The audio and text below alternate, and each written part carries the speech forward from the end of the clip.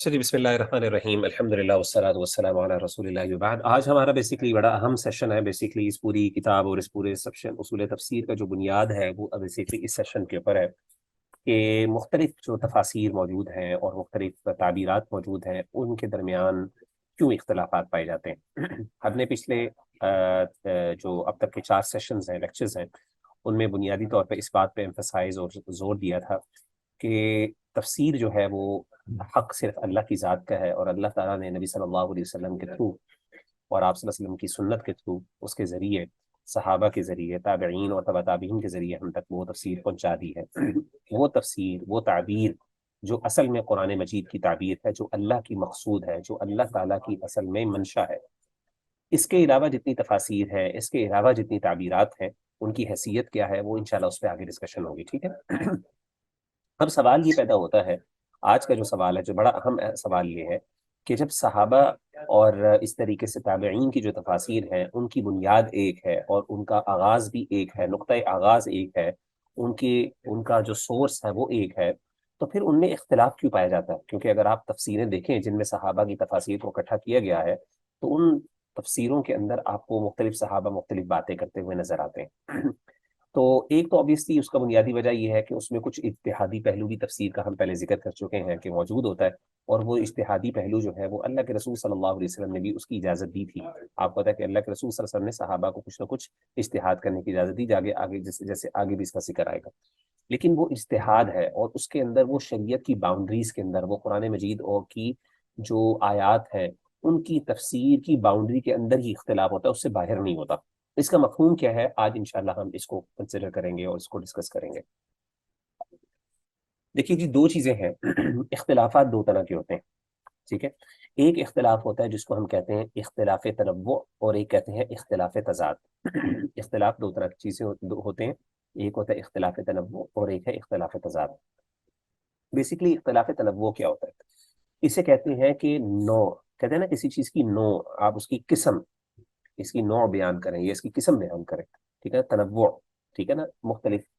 तो बेसिकली एक इख्तलाफ होता है जिसमें मुख्तलिफ नौ या मुख्तलिफ एस्पेक्ट या मुख्तलिफ उसकी जहत या मुख्तलिफ उसका एक ना, उसकी मुख्तलिफ एक तरीका आप बयान कर रहे होते हैं जो उसके मुखालिफ नहीं होता, बल्कि एक मुख्तलिफ उसकी किस्म होती है। उसके मुखालिफ एक होता है इख्तलाफ जिसे हम कहते हैं इख्तलाफ तजाद। इख्तलाफ तजाद ऐसे इख्तलाफ को कहते हैं जिसमें एक बात दूसरे के बिल्कुल ऑपोजिट हो, बिल्कुल मुखालिफ हो। जैसे मिसाल के तौर पे एक बंदा हलाल कह रहा है, दूसरा हराम कह रहा है। ठीक है।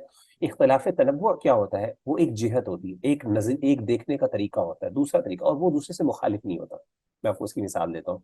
इसकी मिसाल ऐसी है, फॉर एग्जाम्पल, अगर मैं आपसे कहूँ आप लोग जाएं एक बिल्डिंग को देखने के लिए, एक बिल्डिंग को देखने के लिए आप जाएं, तो आपको मैं कहूँ कि फॉर एग्जांपल एक बंदा उसके शिमाल में खड़ा है, एक उसके जुनूब में खड़ा है, एक उसके मशरिक में खड़ा है, एक मगरिब में खड़ा है। अगर मैं उनसे कहूँ कि जी आप सब बताएं कि ये बिल्डिंग कैसे लगती है, तो हर बंदे का जवाब दूसरे से फर्क होगा।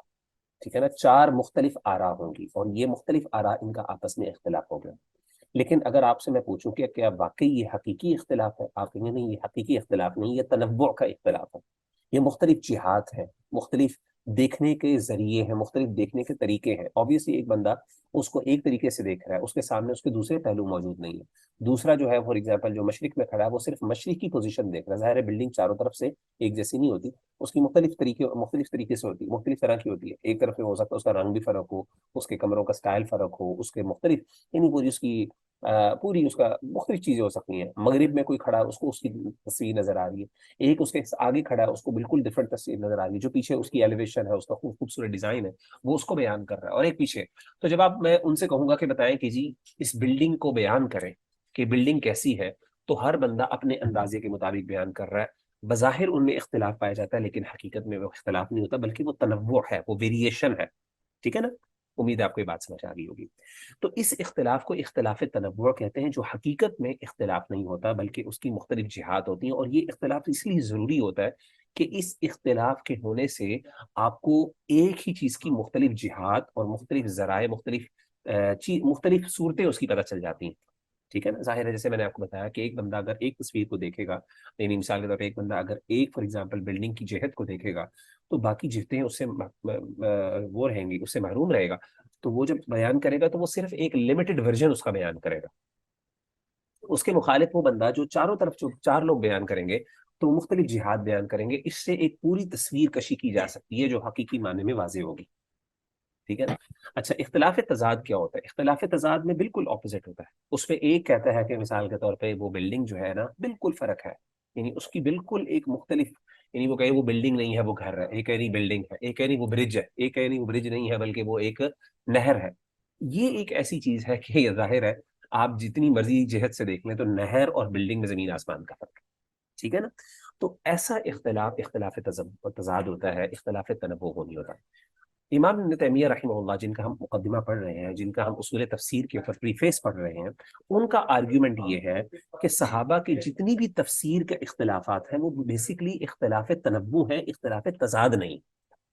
یعنی ان کی تفسیروں میں اگرچہ وہ واقعی صحیح معنی میں صحیح سند کے ساتھ مروی ہیں، اوبیسلی ایک چیز ثابت ہی نہیں ہے ان سے تو ظاہر ہے اس کے اندر تو ہو سکتا ہے تضاد، لیکن اگر ایک چیز صحیح معنی میں ثابت ہے دو صحابہ سے اور وہ قرآن مجید کی تفسیر بیان کر رہے ہیں اور انہوں نے اللہ کے رسول سے وہ تفسیر سیکھی اور سنی ہے، تو اب وہ کیا کر رہے ہوں گے؟ وہ ایک اس کا پہلو بیان کر رہے ہوں گے جو دوسرا نہیں بیان کر رہا ہوگا، دوسرا پہلو بیان کر رہا ہوگا. ٹھیک ہے نا. تو یہ پہلوؤں کا جو فرق ہے، جو جہاد کا فرق ہے، یہ جو ہے اسے اختلاف تنوع کہتے ہیں، اس کو اختلاف تضاد نہیں کہتے. اور ایک مفسر یہی فرق کرتا ہے. اب اختلاف تنوع جو ہے اس کی کیا صورتیں ہیں وہ آگے اب انشاءاللہ ذکر ہوگی. اس کی ایک مثال جو آپ کے سامنے ہے، جو میں نے بھی پہلے بھی کوٹ کی تھی، میں دوبارہ کوٹ کر دیتا ہوں. یہ صحیح بخاری کی حدیث ہے. صحیح بخاری کی حدیث کون سی ہے؟ یہ بنو قریظہ والی حدیث ہے. ٹھیک ہے نا. اللہ کے رسول صلی اللہ علیہ وسلم جب جنگ احزاب سے واپس آ رہے تھے تو آپ کو پتا ہے کہ بنو قریظہ نے آپ صلی اللہ علیہ وسلم کے خلاف کیا کیا تھا؟ محاذرہ کی تھی، آپ کو دھوکہ دیا تھا، آپ کے خلاف بغاوت کی تھی. تو آپ صلی اللہ علیہ وسلم کو اللہ کی طرف سے حکم یہ دیا تھا کہ اب آپ نے کیا کرنا ہے؟ آپ نے جا کے وہاں پہ ان کا گھیراؤ کرنا ہے. ٹھیک ہے. اب اللہ کے رسول صلی اللہ علیہ وسلم نے صحابہ سے کیا حکم دیا؟ آپ صلی اللہ علیہ وسلم نے صحابہ کو، اپنے لشکر کو کہا یوم احزاب کے دن، لا یصلین احد العصر الا فی بنی قریظہ، کہ کوئی بھی صحابی، کوئی بھی بندہ جو میرے لشکر میں موجود ہے وہ عصر کی نماز نہ پڑھے جب تک کہ وہ بنی قریظہ کے پاس پہنچ نہ جائے. یعنی آپ نے بنو قریظہ تک پہنچنا ہے اور ان کے قبیلے تک پہنچ کے جہاں پہ وہ اپنا ان کے قلعے ہیں وہاں پہ پہنچ کے عصر کی نماز پڑھنی، اس سے پہلے کوئی بھی عصر کی نماز نہ پڑھے. اب ہوا یہ فَأَدْرَكَ بَعْضُهُمْ الْعَصْرَ فِي الطَّرِيقِ، بعض لوگوں نے کیا کیا کہ رستے کے اندر عصر کا وقت ہو گیا، ابھی عصر کا وقت شروع نہیں ہوا تھا لیکن رستے کے اندر جب جا رہے تھے تو رستے میں عصر کی نماز کا ٹائم ہو گیا. تو بعض صحابہ نے کیا کیا کہ وہاں پہ رک کے عصر کی نماز پڑھ لی. فقال بعضهم لا نصلي حتى نأتيها، لیکن جو دوسرے تھے صحابہ انہوں نے کہا کہ ہم نماز نہیں پڑھیں گے یہاں تک کہ ہم اس جگہ پہ پہنچ نہ جائیں، کیونکہ اللہ کے رسول نے حکم دیا کہ کہ آپ میں سے کوئی بھی بندہ بنو قریظہ کے علاوہ عصر کی نماز نہ پڑھے. جس نبی نے ہمیں حکم دیا اس بات کا کہ آپ نے عصر کے وقت نماز پڑھنی ہے اور اس کا ٹائم مقرر کیا، اسی نبی کی زبان سے یہ حکم بھی ہے کہ اب عصر کا جو نماز ہے وہ پڑھی جائے گی جا کے بنو قریظہ کے پاس. ٹھیک ہے. اب ہوا یہ کہ اللہ کے رسول صلی اللہ علیہ وسلم کے سامنے یہ دونوں مسئلے پیش آ گئے. ٹھیک ہے نا. کچھ صحابہ نے نماز پڑھ لی رستے میں، کچھ نے نہیں پڑھی، کچھ لوگ وہاں پہ پہنچ کے جا کے انہوں نے پڑھی. تو اللہ کے رسول صلی اللہ علیہ وسلم کے پاس جب یہ پہنچی بات تو آپ صلی اللہ علیہ وسلم نے کسی کو بھی غلط نہیں کہا. ٹھیک ہے نا. بلکہ کسی کو بھی غلط نہیں کہا، بلکہ ایک اور حدیث میں اس بات کا ذکر ہے. آپ صلی اللہ علیہ وسلم نے کہا جن لوگوں نے نماز پڑھی تھی ان لوگوں کو بنو قریظہ کے پاس پڑھی، آپ نے کہا تمہیں دوہرا ثواب ملے گا. دوہرا کس چیز کا؟ ایک تو تم نے نماز پڑھی اس کا ثواب ملے گا، دوسرا یہ کہ تم نے اللہ کے رسول کی اطاعت و فرمانبرداری کی، ایکسٹرا ثواب ملے گا تمہیں. لیکن جو دوسرے تھے انہوں نے جو رستے میں پڑھ لی، انہوں نے کہا اصبت السنہ، کہ تم نے سنت کو پا لیا، یعنی سنت یہی ہے کہ تمہیں یہی کرنا چاہیے تھا. میرا اصل مقصد اور میری مراد یہ تھی جلدی جائے. تو صحابہ کا یہی اختلاف ہوا نا. صحابہ نے کہا کہ اللہ کے رسول صلی اللہ علیہ وسلم نے حکم اس لیے دیا ہے کیونکہ جلدی پہنچے، ہم لیٹ نہ کریں. کہیں یہ نہ ہو کہ ہم نماز کے لیے، ظاہر ہے پورا لشکر ہے، جب اس پورے لشکر نے نماز پڑھنا ہے، اس کے لیے وضو کرنا ہے سارا، تو لشکر کو نکلتے نکلتے نماز کے لیے پوری نماز اثر کا، تو اس سے کیا ہوگا؟ بہت تاخیر ہو جائے گی. تو ہاں، جس بندے کو موقع مل گیا جس سے جلدی جلدی نماز پڑھ سکتا ہے بغیر وقت کا ضائع کرتے ہوئے اور جو ہے نا جلدی پابندی کرتے ہوئے، وہ پڑھ لے، اس کو آسان ہے وہ پڑھ لے. باقی جا کے کیا کرے؟ وہ ادھر جا کے پڑھیں. جیسے ایسے ہی ہوتا ہے نا، جب آپ نے نکلنا ہوتا ہے بندہ کہتا ہے یار نکلیں گھر سے، ذرا نکلیں، لیٹ ہو جائیں گے، کیونکہ اگر ہم نے یہاں پہ ہم نے مزید فلاں فلاں کام کیا تو پھر لیٹ ہو جائیں گے، تو رستے کے اندر یہ کام کر لیں گے. تو یہ مراد تھی اللہ کے رسول صلی اللہ علیہ وسلم کی. تو اللہ کے رسول صلی اللہ علیہ وسلم نے اس چیز میں کسی دونوں میں سے کسی کبھی گروپ کو غلط نہیں کہا، بلکہ دونوں کی بات کو صحیح قرار دیا. اس سے پتہ چلا کہ اللہ کے رسول صلی اللہ علیہ وسلم نے صحابہ کو اجتہاد کرنے کی اجازت دی. ٹھیک ہے نا.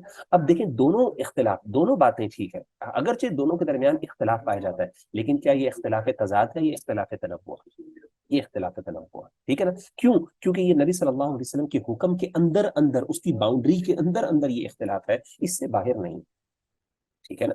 ہاں اگر اللہ کے رسول صلی اللہ علیہ وسلم ایک کو کہہ دیتے کہ تمہاری نماز قبول نہیں ہوئی، تم دوبارہ پڑھو نماز، پھر یہ اختلاف تضاد ہوتا، یہ اختلاف تنوع نہ ہوتا. لیکن ہوا یہ کہ اللہ کے رسول صلی اللہ علیہ وسلم نے دونوں کو نماز کو قبول فرمایا اور دونوں کی تعریف فرمائی مختلف انداز سے. ایک کو کہا کہ تم نے سنت کو پایا، ایک نے کہا تمہیں دوہرا اجر ملے. تو اس سے پتہ چلا کہ اختلاف کی وہ نوعیت جس میں تنوع ہے، جس میں مختلف پہلوؤں کو اجاگر کیا جاتا ہے، اس کی مختلف جہات کو واضح کیا جاتا ہے، اس اختلاف کو وہ پسندیدہ بھی ہے. اور وہ اختلاف جس کے اندر تضاد ہوتا ہے obviously وہ اختلاف صحابہ کے اندر نہیں پایا جاتا دین کی تعبیر کے حوالے سے، خاص طور پہ بنیادی معاملات کے اندر. ہاں بہت کوئی ایسے معاملات ہوں جس کے اندر کچھ نہ کچھ ایمبیگوٹی ہو، جس کے اندر ابھی کوئی بہت وضاحت نہیں ہے. اللہ کے رسول صلی اللہ علیہ وسلم نے یہ دین کے اندر بھی کچھ نہ کچھ وضاحت نہیں رکھی گئی، زیادہ وضاحت نہیں کی گئی، مختلف اوپری اوپری سی بات کی گئی ہے.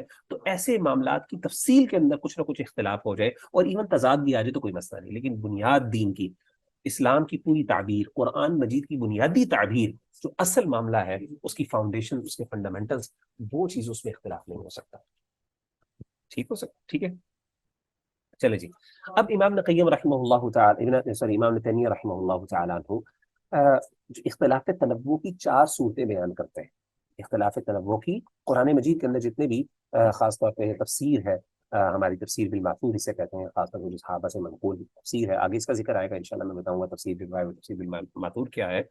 کیونکہ ظاہر ہے جب ہم یہ ثابت کر دیں گے کہ اصل تفسیر یہ ہے تو سوال یہ پیدا ہوتا ہے کہ باقی جو تفاسیر ہے ان کا حکم کیا ہے. ٹھیک ہے نا.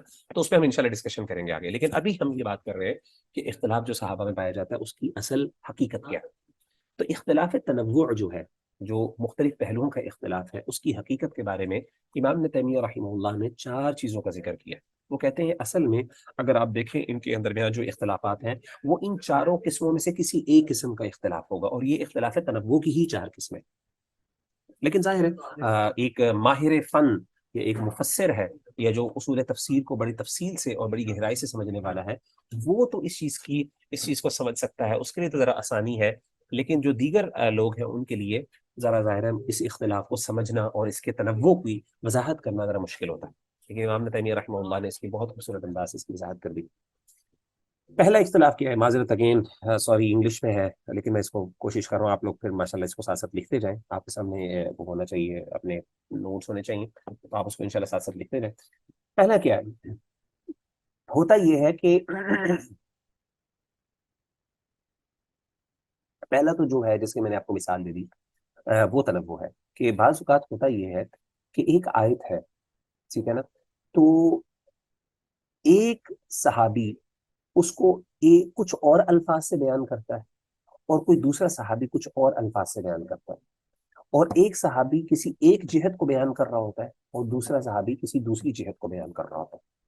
ٹھیک ہے نا. جیسے میں نے پہلے مثال دی آپ کو، بلڈنگ کی مثال دی، بالکل اسی طریقے سے اگر آپ آیات کی بات کریں تو ہوتا یہ ہے کہ ایک صحابی ایک جہت کو بیان کر رہا تھا اسی مسئلے کی، دوسرا دوسری جہت کو بیان کر رہا تھا، اور ان کی آپس میں سے ایک جہاد کا اختلاف ہوتا ہے اور مختلف الفاظ بھی استعمال کر ہوتا ہے، لیکن آئیڈیا سیم ہوتا ہے. آئیڈیا، مفہوم ایک ہی ہوتا ہے، بنیاد ایک ہی ہوتی ہے، بات ایک ہی ہوتی ہے، لیکن الفاظ کے چناؤ کا فرق ہوتا ہے اور مختلف جہاد کے ہونے کی بات ہوتی ہے. ٹھیک ہے نا. آئیے اس کی مثال جب میں دوں گا آپ کو واضح ہوگی. یہ چاروں چیزوں کی میں آپ کو مثال میں دوں گا. پہلی مثال میں پہلے ہے قرآن مجید میں ہے الصراط المستقیم. ہم دعا کرتے ہیں اللہ تعالیٰ سے نماز کے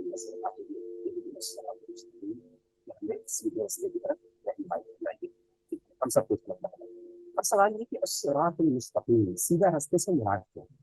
جب اللہ تعالیٰ الصراط المستقیم اللہ نے کہا کہ اللہ کے الفاظ ہے، اللہ کی کلمات ہے، قرآن مجید سورہ فاتحہ اللہ تعالیٰ کی طرف سے نازل ہوئی ہے، تو جب اللہ نے الصراط المستقیم کہا تو اس سے مراد کیا تھی؟ اللہ کیا کہنا چاہا؟ اللہ کی مراد اور اللہ کی منشا کیا تھی؟ تو ایک صحابی نے کہا یہ قرآن مراد ہے، قرآن سیدھا رستہ ہے. کیا قرآن مجید سیدھا رستہ ہے کہ نہیں ہے؟ بالکل ہے. سلف کے اندر سے اگر آپ سلف کی تفاصیل اکٹھی کریں تو آپ کو یہ الفاظ ملیں. ایک کچھ نے کہا کہ اس سے مراد قرآن، تو مجھے بتائیں کیا قرآن کا رستہ سیدھا رستہ ٹھیک ہے نا. اچھا کسی نے کہا اس سے مراد اسلام، تو آپ مجھے بتائیں اسلام کا راستہ سیدھا راستہ نہیں؟ اچھا تیسروں نے کہا اہل السنہ والجماع، کیا اہل السنہ والجماع کے جو راستہ ہے وہ اصل سیدھا راستہ ہے، بدعتیوں کا راستہ نہیں؟ آپ نے بتایا اہل السنہ والجماع جو سنت کے راستے پہ چلنے والے ہیں، نبی صلی اللہ علیہ وسلم کے راستے پہ چلنے والے، سلف کے راستے میں سیدھا راستہ نہیں؟ بالکل اسی طریقے سے کسی نے کہا کہ اطاعت اور فرمانبرداری کا راستہ ہے، کیا آپ مجھے بتائیں اللہ اور اس کی اللہ کے رسول کی اطاعت کا، یعنی اللہ اور اس کے رسول کی اطاعت کا یہ سیدھا راستہ نہیں؟ بالکل راستہ اسلام ہے ہی اطاعت اور فرمانبرداری کا۔ تو کچھ نے کہا کہ اللہ اور اس کے رسول کی اطاعت، یعنی پاک سے بھی خالی اطاعت کی بات کی، اور کسی نے اللہ اور اس کے رسول کی اطاعت کی بات کی۔ تو مطلب کیا ہے کہ مطلب آپ دیکھیں کہ الصراط المستقیم کے لیے مختلف الفاظ ہیں، مختلف جہاد ہیں، ایک نے قرآن کا ذکر کیا، ایک نے اہل سنت والجماعت کا ذکر کیا، ایک نے اطاعت و فرمانبرداری کا ذکر کیا، ایک نے جنرل ذکر کیا۔ اب یہ مختلف جہاد، مختلف پہلو ہے، ایک ہی چیز ہے، ایک ہی معنی اور ایک ہی مطلب ہے، ٹھیک ہو گیا؟ تو اس سے کیا ہوا، کیا آپ مجھے بتائیے تضاد ہے اس کے؟ کوئی تضاد نہیں، یہ سارے ایک ہی بات کر رہے ہیں آلموسٹ، ہاں الفاظ فرق ہے، معنی فرق ہے، جہاد فرق ہے، اس کے پہلو کی فرق ہے۔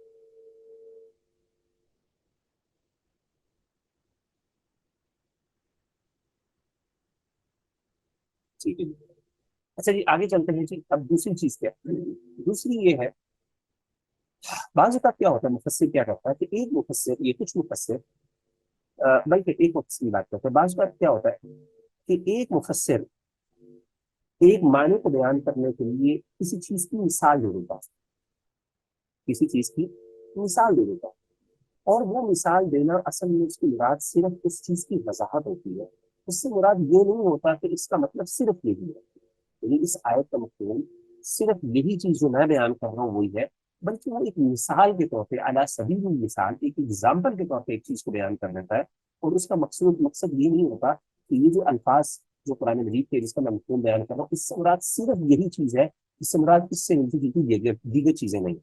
میں آپ کو مثال دیتا ہوں، اس کی مثال کی، اس کی مثال ایک خبز کی ہے، ایک روٹی کی ہے۔ مثال کے طور پہ اگر کوئی آپ سے پوچھے، آپ کھانا کھا رہے ہیں، یہ پھر آپ کے سامنے ایک روٹی پڑی ہے، تو آپ سے کوئی بندہ کہے کہ جی روٹی کیا ہوتا ہے، تو اب آپ بتائیں گے کہ یہ بریڈ کیا ہوتی ہے، بریڈ لفظ استعمال کرتے ہیں، تو جب آپ سے کہتے ہیں کہ بریڈ کیا ہوتی ہے تو آپ کیا کرتے ہیں، آپ کے سامنے بریڈ پکڑی، آپ اسے اٹھا کے دکھا دیتے ہیں، آپ کہتے ہیں بریڈ یہ ہوتی ہے۔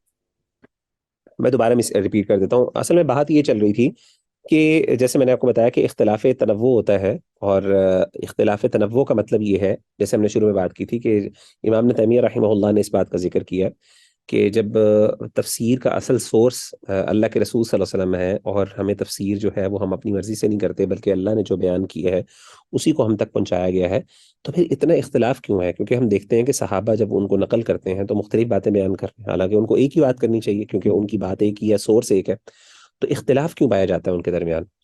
تو اس کی وضاحت کرتے ہوئے میں نے جیسے پہلے بھی ذکر کیا تھا، امام ابن تیمیہ رحمہ اللہ نے کہا کہ اختلاف اصل میں دو نوعیتوں کا ہوتا ہے، ایک اختلاف ہوتا ہے جس کا اختلاف تنوع کہتے ہیں، اور ایک ہے اختلاف تضاد۔ اختلاف تنوع وہ ہوتا ہے جس کے اندر بیسیکلی ایک مختلف پہلو کو ذکر کیا جا رہا ہوتا ہے، بظاہر اختلاف ہوتا ہے لیکن مختلف پہلوؤں کو ذکر کر رہا ہوتا ہے، جہاد کا ذکر کیا جا رہا ہوتا ہے۔ اور ایک اختلاف ہوتا ہے جس کو اختلاف تضاد کہتے ہیں، اختلاف تضاد وہ ہوتا ہے جس میں بالکل ہی مخالف بات کی جا رہی ہوتی ہے۔ اس کی میں نے مثال دی تھی ایک بلڈنگ کی مثال کے طور پہ، اگر ہم چار بندوں کو کھڑا کر دیں ایک بلڈنگ کی طرف، ایک چکور بلڈنگ کی طرف، ایک کو مشرق، ایک مغرب، ایک جنوب، ایک شمال، اور ان سب سے کہیں کہ اس بلڈنگ کی وضاحت کریں، تو آبویسلی ہر بلڈنگ والا کیا کرے گا، اور جو بندہ کھڑا ہوا ہے وہ اپنی جہت کے مطابق بیان کرے گا، اس کے سامنے دوسری جہت نہیں ہے۔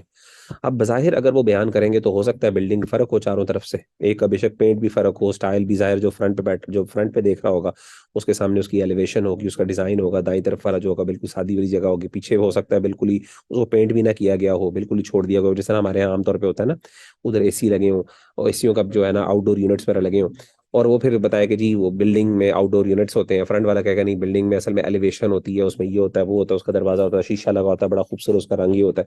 اب بظاہر یہ اختلافات ہیں، یہ اختلافی باتیں ہیں، لیکن یہ ساری مختلف جہات ہیں، مختلف پہلو ہے، یہ حقیقت میں ایک ہی چیز بیان کر رہے ہیں، اس کے مختلف جہات بیان کر رہے ہیں، اور اس کا فائدہ یہ ہوتا ہے کہ ایک چیز کی کھل کے وضاحت ہمارے سامنے آ جاتی ہے۔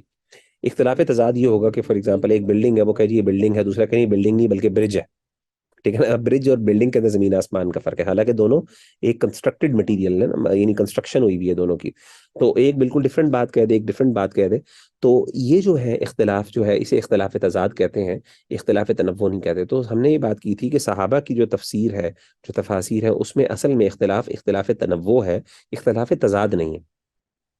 اور اس کی میں نے مثال کیا دی تھی، اور میں نے کہا یہ اس طرح کا اختلاف اللہ کے رسول صلی اللہ علیہ وسلم کے دور میں بھی ہوتا تھا، اور آپ صلی اللہ علیہ وسلم نے اس کو اپریشیٹ بھی کیا، اور آپ نے اس چیز کو منع نہیں کیا اسے. جیسے میں نے آپ کو مثال دی تھی بنو قریظہ کی، جس میں 2 گروہ تھے، ان میں سے ان کا آپس میں اختلاف ہو گیا. اللہ کے رسول صلی اللہ علیہ وسلم کو حکم تھا کہ آپ بنو قریظہ کا جا کے محاصرہ کریں، ٹھیک ہے نا.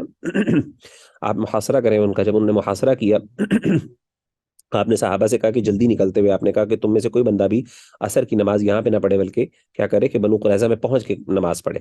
تو ہوا یہ کہ جب سارے نکل گئے صحابہ، تو رستے کے اندر نماز کا ٹائم ہو گیا، تو بعض نے رستے میں نماز پڑھ لی، بعض نے کیا کی ادھر پہنچ کے کی. اب جنہوں نے رستے میں پڑھی انہوں نے کہا کہ اللہ کے رسول کا اصل مقصد یہ تھا کہ ہم جلدی نکلیں، کیونکہ ظاہر ہے پورے لشکر نے جب نکلنا ہوتا ہے تو اچھا خاصا ٹائم لگتا ہے. اگر ان کو نماز کے لیے رک جاتے، پورا لشکر نماز پڑھنے کے لیے رکتا، تو اچھا خاصا ٹائم لگ جاتا. سامان بھی پکڑنا ہے، ظاہر ہے آپ نے بہت کچھ چیزیں سمیٹنی ہوتی ہیں، تو اللہ کے رسول نے جلدی نکالنے کے لیے یہ حکم دیا تھا. دوسروں نے کہا کہ نہیں اللہ کے رسول نے چونکہ اس بات کو حکم دیا کہ ہم عصر کی نماز وہاں پہ پڑھیں گے جا کے، تو اب ہم عصر کی نماز وہیں پہ پڑھیں گے، کیونکہ جس نبی نے اس بات کا حکم دیا کہ عصر کی نماز کا ٹائم یہ ہے، اسی نبی نے اس بات کا حکم دیا کہ آج عصر کی نماز آپ نے یہاں پہ پڑھنی ہے جا کے. تو اللہ کے رسول نے دونوں کی تعریف فرمائی. آپ نے ایک کو کہا کہ تمہیں دوہرا اجر ملے گا کیونکہ تم نے نبی کی سنت کو بھی مانا، یعنی تم نے میرے حکم کی تعمیل بھی کی، اور تم نے کیا کیا، تم نے نماز بھی پڑھی. اور دوسرے کو کہا کہ تم نے سنت کے مطابق عمل کیا، جنہوں نے رستے میں پڑھ لیا، یعنی تم نے اصل میں مفہوم میرا سمجھ لیا.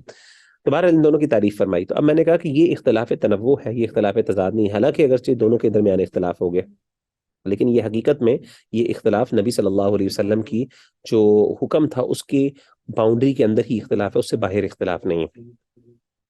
ٹھیک ہے، آگے چلتے ہیں جی. میں نے پھر اس کے بعد بیان کیا کہ اختلاف تنوع. اب اگر آپ تفسیروں کو دیکھیں، جتنی بھی تفاسیر موجود ہیں، خاص طور پہ تفسیر بالماثور، آگے میں چل کے بیان کروں گا کہ تفسیر بالماثور اور تفسیر بالرائے جو ہیں، 2 طرح کی تفسیریں ہوتی ہیں. جن تفسیروں میں اس بات کا خیال رکھا جائے کہ اللہ کے رسول صلی اللہ علیہ وسلم کا نے کیا مفہوم بیان کیا، صحابہ نے کیا مفہوم کیا، ان کو تفسیر بالماثور کہتے ہیں. تو ان تفاسیر کے اندر اگر آپ کو اختلاف نظر آتا ہے، جس میں صحابہ کی آراء ہیں، نبی صلی اللہ علیہ وسلم کی حدیثیں موجود ہیں، تابعین کی آراء موجود ہیں، تو ایسی حدیثوں کے اندر اگر آپ کو ایک رائے دوسرے رائے سے مخالف نظر آ رہی ہوتی ہے، تو بیسیکلی وہ تنوع ہوتا ہے، وہ تضاد نہیں ہوتا. اور وہ ان 4 قسموں میں سے کسی ایک قسم میں فال کرتی ہے، وہ چیز اسی کا حصہ ہوتی ہے، وہ اس سے باہر نہیں ہو سکتی. وہ ان 4 چیزوں میں سے ایک چیز کا پارٹ ہوتی ہے. ٹھیک ہے نا. وہ 4 چیزیں کون سی ہیں؟ وہ 4 قسم کے اختلاف تنوع ہوتے ہیں، یعنی اختلاف تنوع کی 4 قسمیں ہیں. اور آپ کو جو بھی اختلاف نظر آئے گا اس طرح کا، وہ انہی 4 قسموں میں سے کسی ایک قسم کا ہوگا.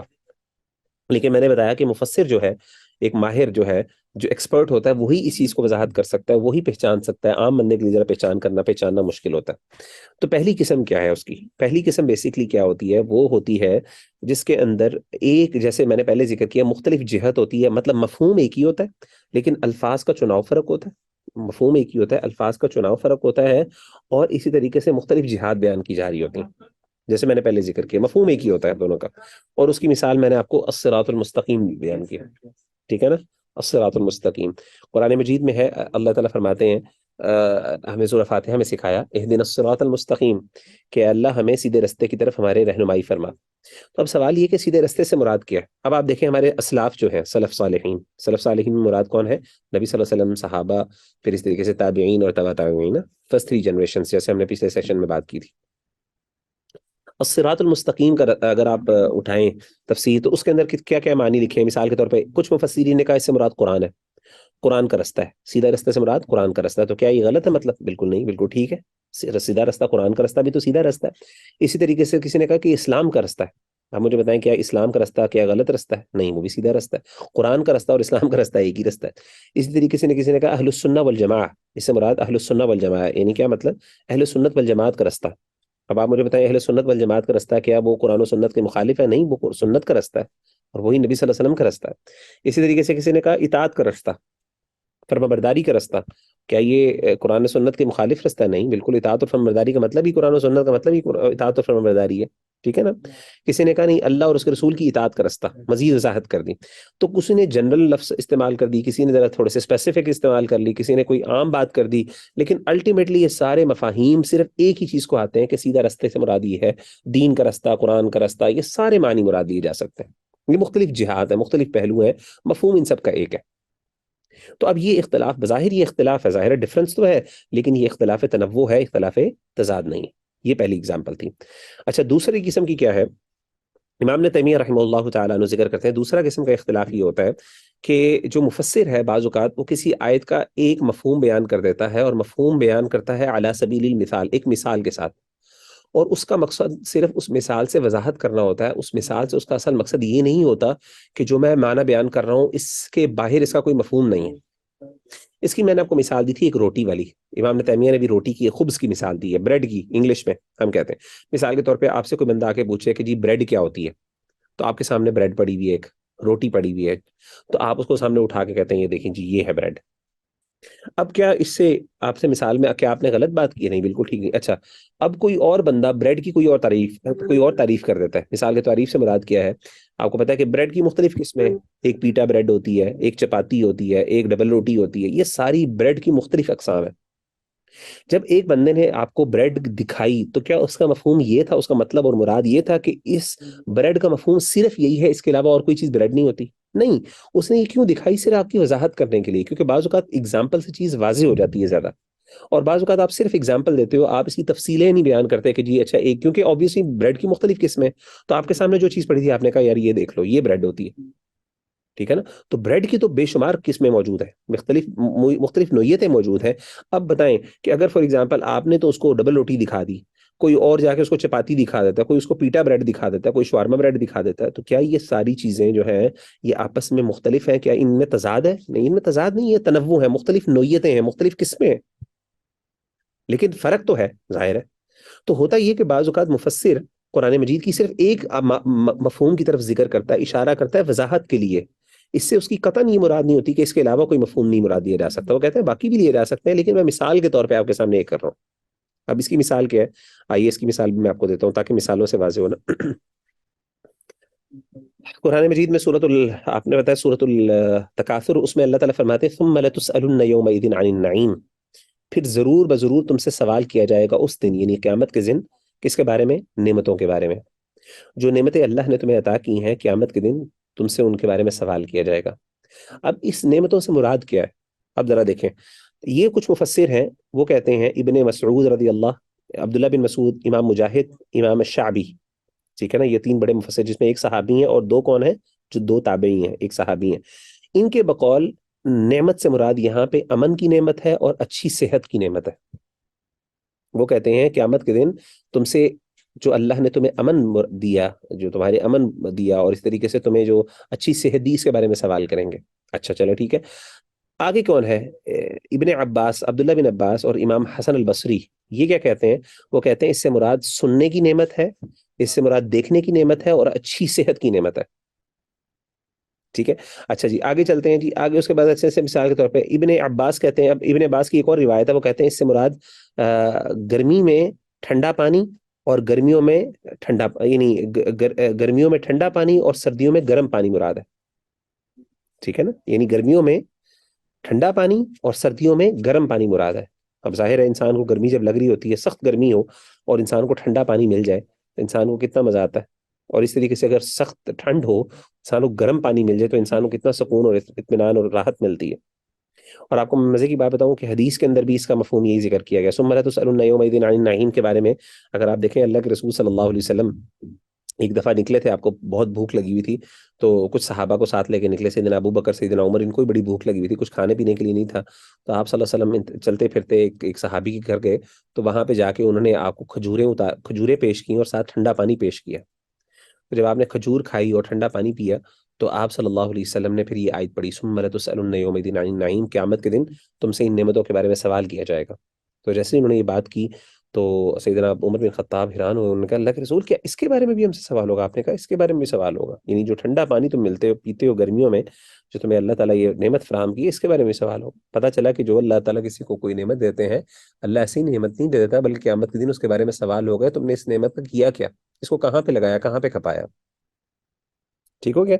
تو ظاہر ہے اب یہ مجھے بتائیں کہ جب یہ آیت ایک مفسر کہہ رہا ہے کہ نعمت سے مراد یہاں پہ کیا ہے، نعمت سے مراد وہ صرف ایک قسم کا ذکر کر رہا ہے، تو کیا اس سے مراد کیا باقی قسمیں نعمتوں کی اس میں شامل نہیں ہے؟ جیسے مثال کے طور پہ اگر عبداللہ بن عباس نے صرف کہا کہ اس سے مراد ٹھنڈا پانی ہے، تو کیا اس سے مراد اچھی صحت نہیں ہو سکتی؟ ان نعمتوں میں بالکل. اگر انہوں نے اچھا پانی ٹھنڈا پانی کیا، کیونکہ انہوں نے صرف ایک مثال کے طور پہ بیان کی ہے جو اس وقت ان کے سامنے بہت کوئی بڑی نعمت سامنے تھی، ظاہر انہوں نے وہ بیان کر دی، لیکن باقی نعمتیں مراد ہیں جیسے کہ باقی مفسرین نے بیان کی. اب یہ ساری نعمتوں کے مختلف مفاہیم ہیں، یہ بھی اگین مختلف جہاتی ہیں قسم کی، لیکن مفسر صرف ایک چیز ذکر کر رہا ہے اور علی سبیل المثال ذکر کر رہا ہے. اس کا مطلب یہ مفہوم بالکل قطعا نہیں ہے کہ اس کے علاوہ اس کا کوئی مفہوم نہیں ہو سکتا. اسی لیے آپ دیکھیں کہ عبداللہ بن عباس نے خود ہی ایک جگہ اس سے مراد کیا لیا، ٹھنڈا پانی اور گرم پانی مختلف حالات میں، اور ایک میں انہوں نے کیا مراد دیا اس سے، سننا دیکھنا اور اچھی صحت. اور ان کے ہی شاگرد عبداللہ امام مجاہد جنہوں نے انہی سے تفسیر پڑھی، آپ کو پتہ نا کہ ہم نے پڑھا تھا کہ امام مجاہد نے عبداللہ بن عباس سے تفسیر سیکھی، ان کے شاگرد نے کیا کیا، اس سے مراد اچھی صحت بھی لی اور اس سے مراد امن بھی لیا. تو مفاہیم بالکل یعنی اعلیٰ سبیل المثال، کیونکہ نعمتوں کی تو بے شمار مثالیں ہیں، بے شمار قسمیں، جیسے میں نے آپ کو بتایا روٹی کی قسمیں، اس سے یہ قطعاً مراد نہیں ہے کہ اس سے مفہوم صرف اسی کے اندر موجود ہے، اس سے باہر مفہوم نہیں ہے، اس سے باہر بھی مفہوم ہو سکتا ہے. اور اگر آج بھی کوئی، اگر مثال کے طور پہ آج کوئی بندہ کہے کہ گاڑی کی نعمت مراد لے لے، مثال کے طور پہ اگر کوئی بندہ کہے جی لمبے سفر کے لیے اللہ تعالیٰ گاڑی مراد، اس سے مراد لمبی، اس سے مراد گاڑی ہے، تو کیا مراد لیا جا سکتا ہے؟ بالکل لیا جا سکتا ہے، کیونکہ نعمتیں جو ہیں وہ ایک جنرل لفظ ہے اور اس کے مختلف معانی ہیں، اور وہ کسی بھی حالت کے اندر وہ معنی مراد لیا جا سکتا ہے. ٹھیک ہے نا؟ بظاہر یہ اختلاف ہے، وہ کہے گا جی اللہ کے رسول، آپ تو کہتے ہیں کہ جی اللہ کے یہ معنی اللہ کے رسول نے بیان کیے. اللہ کے رسول نے یہ سارے معنی جب نعمتوں کی مراد لی تو صحابہ نے ان مثالوں کے ذریعے ہمیں بتا دیا کہ اس سے مراد تمام نعمتیں جو انسان کو ملتی ہیں ان سے اللہ تعالیٰ سوال کریں گے، جنرلائز کر دیا. تو یہی مفہوم اللہ کے رسول کا مراد ہے، اور یہی اللہ تعالیٰ بیان کرنا چاہتے ہیں، اور یہی اللہ تعالیٰ نے اللہ کے رسول کو بیان کیا، اور اسی کو صحابہ نے مختلف انداز سے بیان کیا، اور آج ایک مفسر اسی کو بیان کرتا ہے. امید ہے کہ آپ کو بات سمجھ آ گئی ہوگی. تیسری قسم کیا، اس کو تھوڑا سا سمجھیے.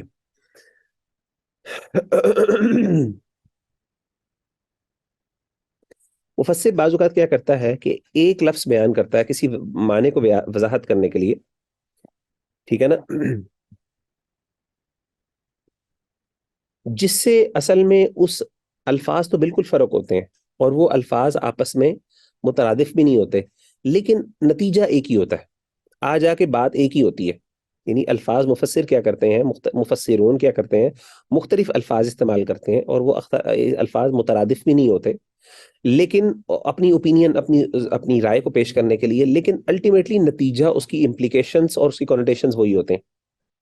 آئیے میں کس سے مراد آپ کو میں اس کی تھوڑی سی وضاحت دیتا ہوں ایک مثال کے تھرو، تب آپ کو بات سمجھ آئے گی. ٹھیک ہے، اس کی مثال کیا ہے؟ وہ یہ ہے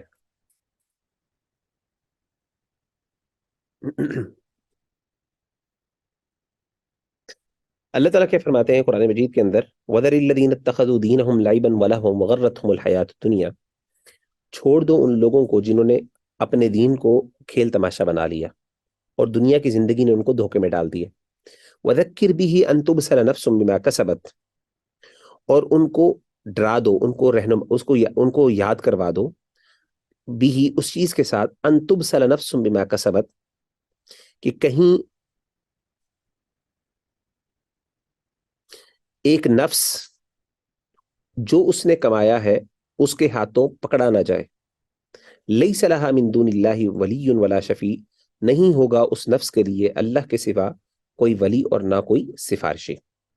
اور تم یاد کروا دو یا ڈانٹ یا ڈرا دو یا نصیحت کر دو اس کے ذریعے، ان تبصر نفس، کہ نفس کہیں اس کے ٹریپ میں نہ آ جائے یا اس کے قبضے میں نہ آ جائے اس چیز کے سبب جو اس نے کمایا. یعنی جو ایک نفس کماتا ہے کہیں اس کی وجہ سے وہ پکڑا نہ جائے، اس چیز کی نصیحت ان کو کر دو. لیس لہا من دون اللہ ولی ولا شفیع، کہ اللہ کے علاوہ ان کا کوئی ولی ہوگا نہ کوئی سفارشی ہوگا. یہ آیت ہے اصل میں. اب یہ آیت جو ہے، اب یہ لفظ ہے تبصرہ نفس، کہ نفس کہیں اس کے قبضے میں نہ آ جائے. اب تبصرہ کا اصل مطلب کیا ہے؟ اب مختلف علماء نے مطلب بیان کیا، سلف نے. بعض نے کہا کہ تبصرہ کا مطلب ہے تحبسہ. اب یہ دیکھیں تحبسہ، تسلمہ، اور یعنی یہ سارے جو الفاظ ہیں مختلف، یہ اصل میں ان کے مختلف مفاہیم ہیں، لیکن الٹیمیٹلی اگر آپ گہرائی میں جائیں گے تو آ جا کے معنی ایک ہی ہوتا ہے. ٹھیک ہے نا؟ تو تحبسہ کا مطلب ایک ہوتا ہے، تبصرہ کا ایک مطلب تحبسہ بھی ہوتا ہے، انٹریپ، کہ اس کے قبضے میں نہ آ جائے، اس کے ٹریپ میں نہ آ جائے، اس کے جسے کہتے ہیں نا اس کے لیے اردو ورڈ میں کیا استعمال کروں؟ بہرحال آپ کو سمجھ آ گیا. حبس کہتے ہیں کسی چیز کو قابو کر لینا، اس کے قابو میں نہ آ جائے، بلکہ ہاں انٹریپ کہتے ہیں قابو میں نہ آ جائے. تو کہیں یعنی اللہ کہتے ہیں، مطلب اس آیت کا مطلب کیا ہے؟ اور تم ان کو نصیحت کرو، ان کو یاد، ان کو وارن کر دو، ان کو ایک اس بات کا جو ہے وہ نصیحت کر دو کہ کہیں جو ان کے نفس نے برے اعمال کی ہیں وہ اس کے قبضے میں نہ آ جائیں، ان کے قابو میں نہ آ جائیں. کیونکہ ظاہر ہے انسان نے جو برے اعمال کیے ہیں، انسان ان کے قابو میں کس طرح آئے گا؟ قیامت کے دن ان کی وجہ سے انسان پکڑا جائے گا. ٹھیک ہے نا؟ اسی طریقے سے سبمٹڈ، تسلمہ کا مطلب ان کے، اس کو امام حسن نے، امام اکرمہ نے، امام قتادہ نے، یہ بڑے بڑے مفسرین تابعی ہیں، انہوں نے بیان کیا. اچھا، کچھ نے کہا کہ اس سے مراد یہ ہے کہ کہیں وہ اس کو سبمٹ، یعنی اس کے اصل میں سبمٹ کے لیے مجھے تھوڑی معذرت، اردو کے الفاظ جو ہیں اس کے لیے ذرا سوچنے پڑ رہے ہیں.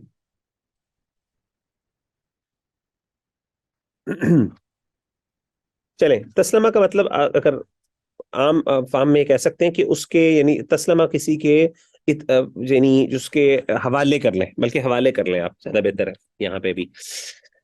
تو تبصرہ کا مطلب ہے کہ کہیں تم اس کے حوالے نہ کر دیے جاؤ. جس طرح پہلے کا مطلب ہے اس کے قابو نہ آ جاؤ، اس کا مطلب ہے اس کے حوالے نہ کر دیے جاؤ. ابن عطیہ. اب یہ دونوں لفظ بالکل فرق ہیں آپس میں، ان کے معانی بھی فرق ہیں. ٹھیک ہے نا؟